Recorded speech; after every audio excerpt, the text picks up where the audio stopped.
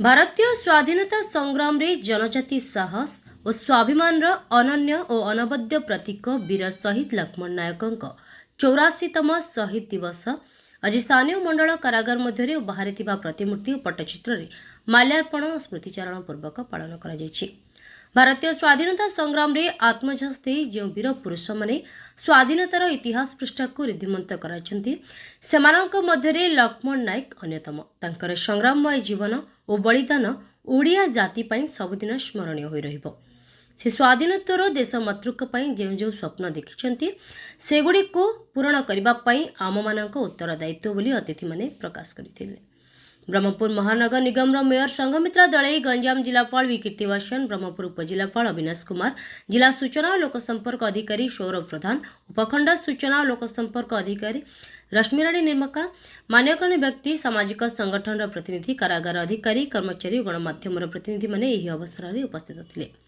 प्रति वर्ष भरी आम प्रथम शहीद कहले अत्युक्ति हेब नहीं। स्वाधीनता संग्रामी लक्ष्मण नायक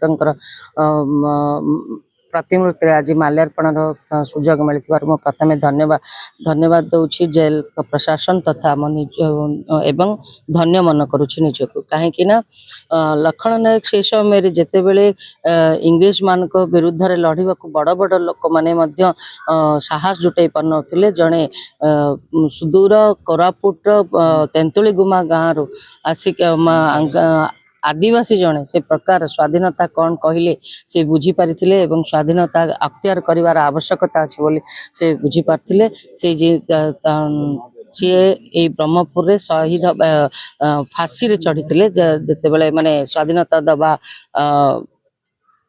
पाई बोली सेति पई तांको आज तांगर प्रतिमूर्ति माल्यार्पण कराइथरो मन मन करूछ।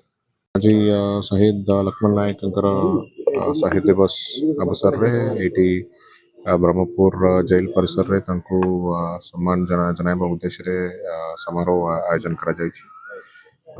तेंतुली कुमार ओडिशा माटीर पुओ तांकर जो अतुलनीय अवदान रहिला इंग्राजी विरोध रे लड़ाई करबा पई एवं हमर जो फ्रीडम स्ट्रगल रे मध्य तांकर जो अवदान रही सेटा निश्चित भाव में आमको प्रेरणा दौची एवं आगामी पीढ़ी को मध्य से गोटे उदाहरण सृष्टि करिसंती। आम देशभक्ति एवं आम माटी प्रति तांकर जहा स्नेह थिला सेटा हम समस्त निश्चित प्रेरणा दौची।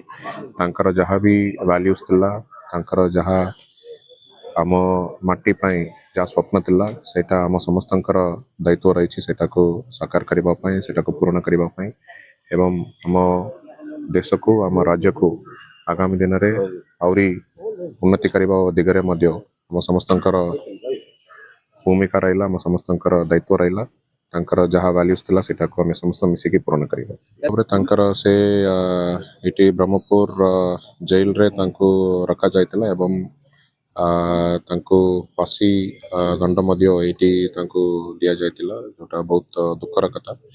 किंतु तांकर स्मृति को सबु बेले आम मन रखा उद्देश्य रे अखंड दीप से जो सेल रे रोते सेटा को गोटे स्मृति हिसाब से आम पालन कर एवं ता द्वारा आम सब बेले मन रखी पारुछे एवं आगामी पीढ़ी को मध्य तांकर जहाँ जीवन थिला से विषय समस्त को जनाइबा उद्देश्य सेटा निश्चित सहयोग करें। ब्रह्मपुर गोपाल कृष्ण रेड्डी रिपोर्ट, गंजाम समाचार।